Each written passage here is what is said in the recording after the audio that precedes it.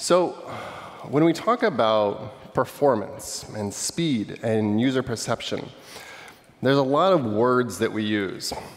One of those words that we use is slow. And slow's this bad word. I mean, nobody likes slow things. But there's a lot of things that are slow, like I heard that jQuery is slow, or I heard that layout thrashing is slow and getting offset width is slow. I heard that not having virtual DOM is slow. I heard that a for-in loop is slower than a for loop. I heard that JavaScript animations are slow. I don't know. All these things are slow, but slow is a really imprecise word because what really matters? Like take, for instance, like 10 milliseconds. 10 milliseconds of time. Now, 10 milliseconds, let's say, in the load of an e-commerce site, in the entire page load of that. Does 10 milliseconds of slowness matter there? Not really. I mean, it's a very long experience.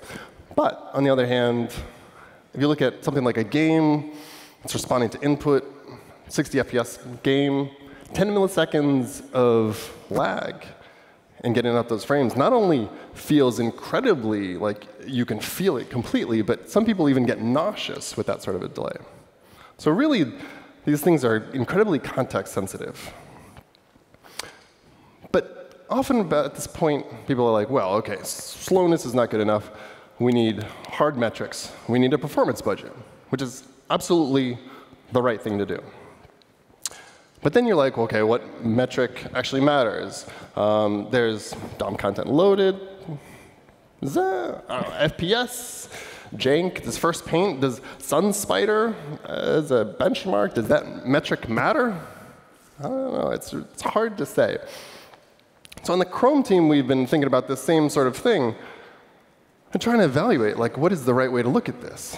You know, like, even before I joined, looking at kind of how browsers were made, and you see them kind of like competing on all these benchmarks, and you're just like, those benchmarks do not look like the web, you know? And you're just like, why are they competing on this thing that feels very different than with the things that I'm building?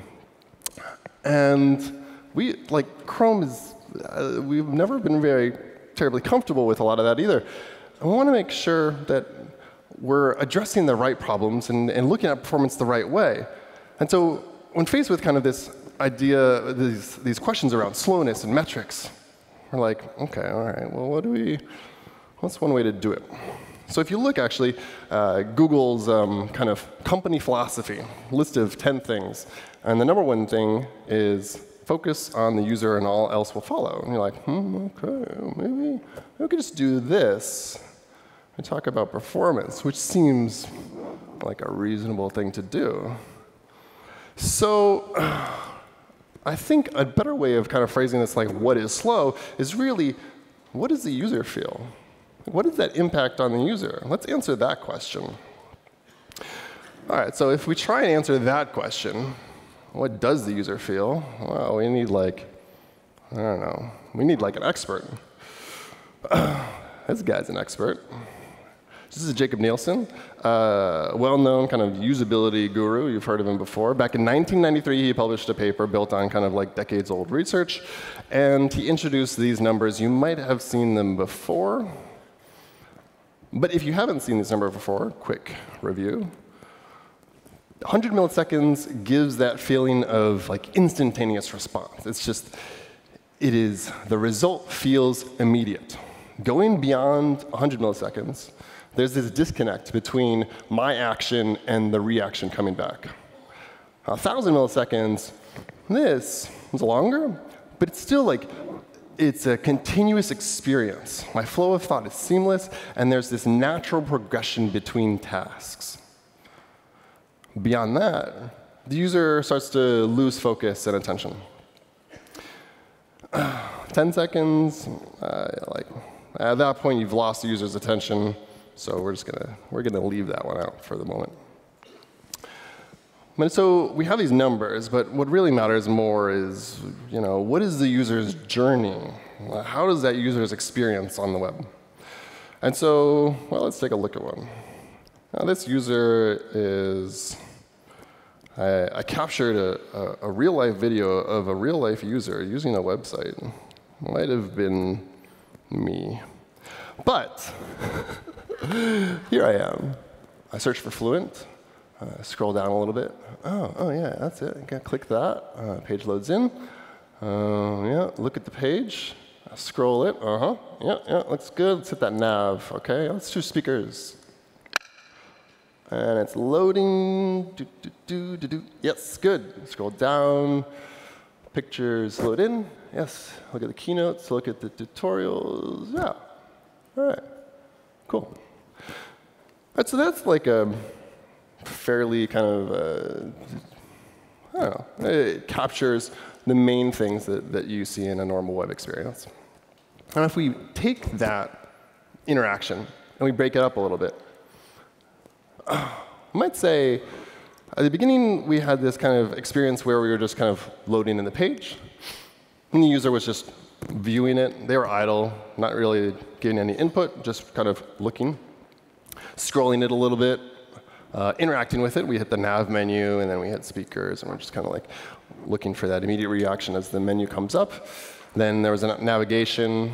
The next thing, we scroll down, and then we're toggling those little filters. And so if we take all of those actions and we kind of like categorize them, it might look something like this. So these are probably the 4 phases of interaction when it comes to just a web experience. And not even a web experience, kind of any experience, especially on a phone.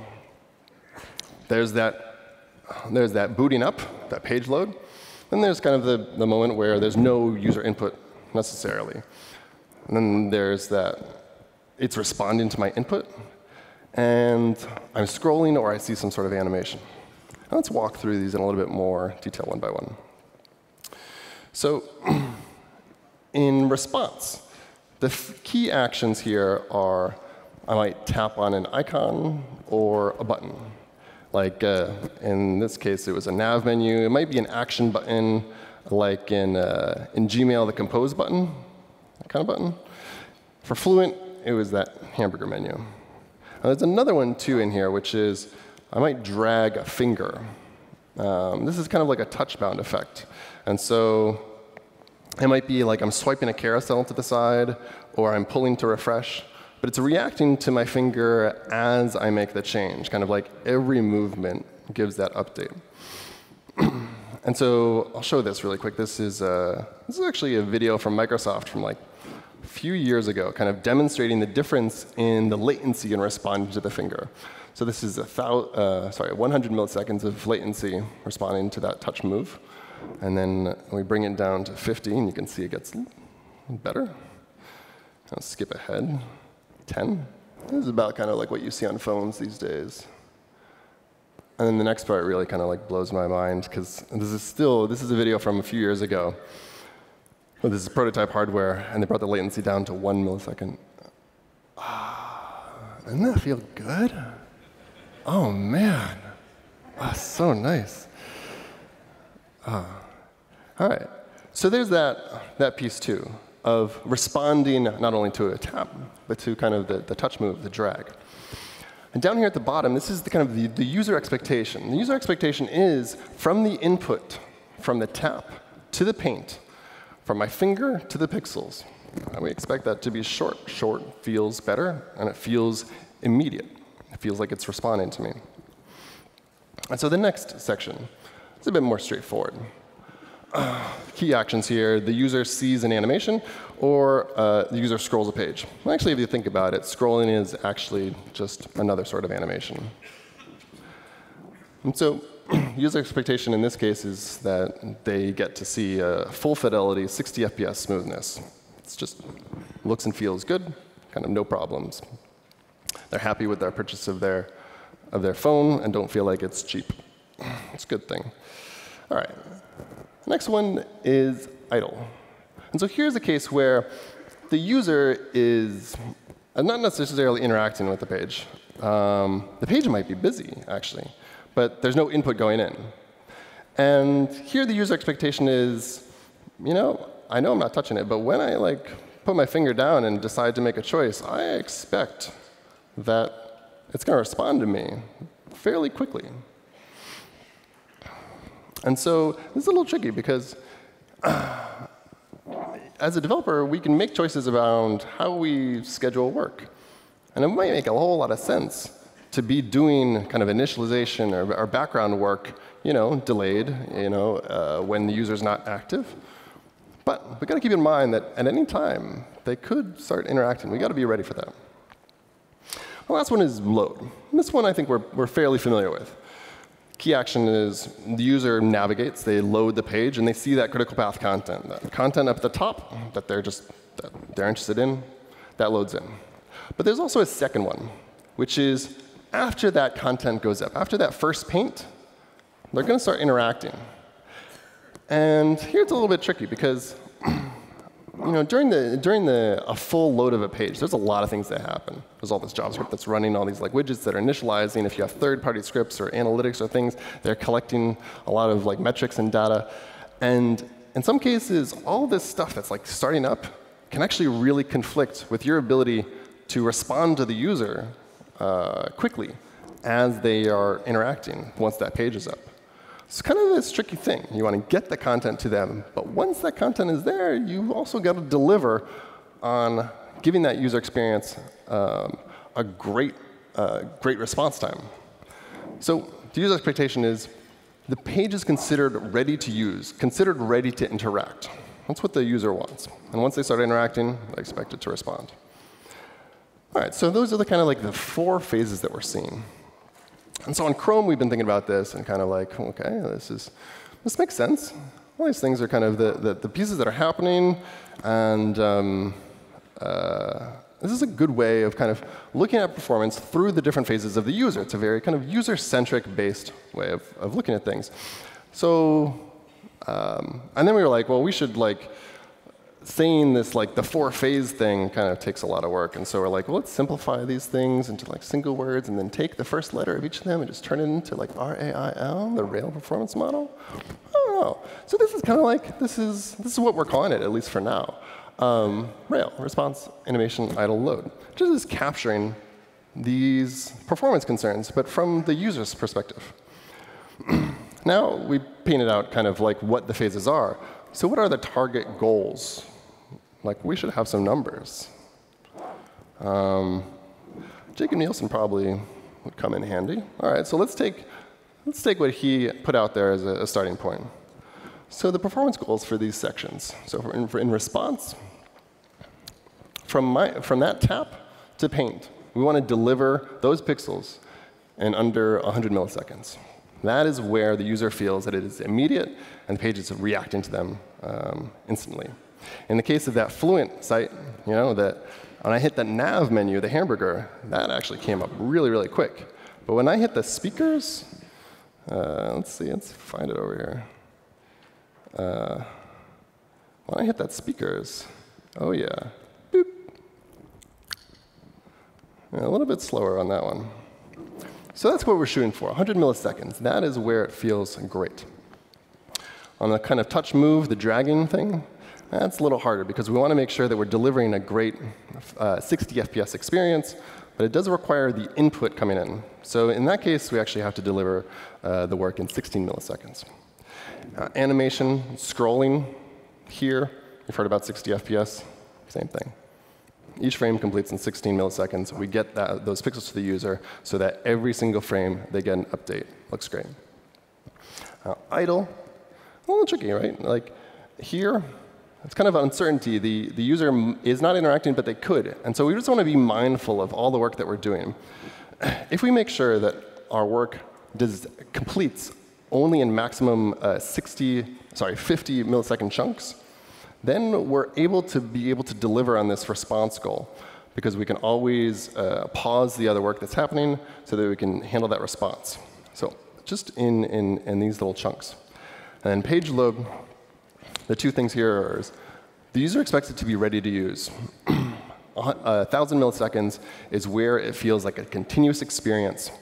And this is kind of that critical page content, that first paint where we see that content that I want. That is at 1,000 milliseconds. And this is equivalent to a speed index of 1,000. The other piece on load, which is also tricky, is satisfying those response goals over here while the page is completing its full kind of boot up and initialization. So these goals here kind of capture not only the kind of user-perceived way of looking at performance. Like, we've heard a lot of talks around perceived performance. And I think that's a great way of looking at things. It's like, OK, let's start with what the user actually perceives. But let's, like, we should stop with the, like, just the tricks to make things look faster, but take that approach of the perception and apply it to everything that happens, all those interactions. And so with this, we kind of have a good model and good target goals for looking at how these things should work. All right.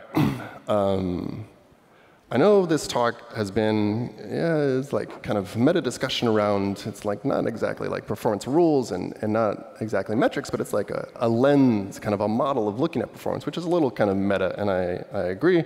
And if you came here hoping that like you'd get kind of the Paul Irish dev tools kind of boo, boo, boo, boo, I'm going to try and deliver. It's really, I don't have a lot of time, but you know, might as well. We have a new feature that we're rolling out soon. If you poke around in Chrome Canary, you can probably find it. I'm going to show it here. And it's addressing load. So I'm going to come over to network, and I'm going to hit this little guy right here. And we should be good. And what we're doing is we are reloading a page. Come on. You know, it says connecting way down to the bottom, and I'm like, I don't want to blame this on conference Wi-Fi.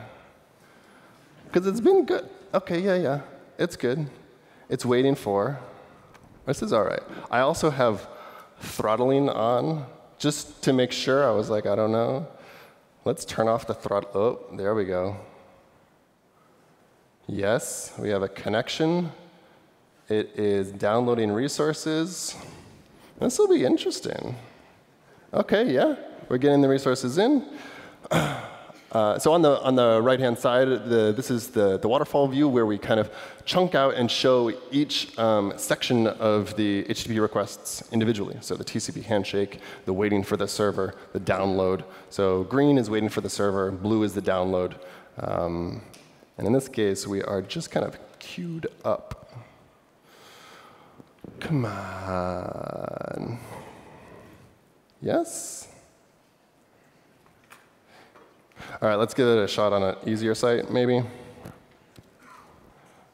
Do my blog. Maybe it'll hypothetically.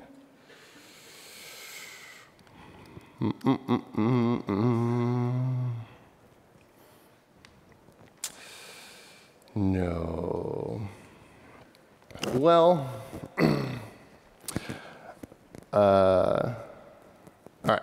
So I'll bail on this. What we've been working on here, you'll see in this kind of recording area right up at the top, is that as a page starts to load, we're not only recording all the network activity, but also the frames, the updates, and all the pixels that get painted.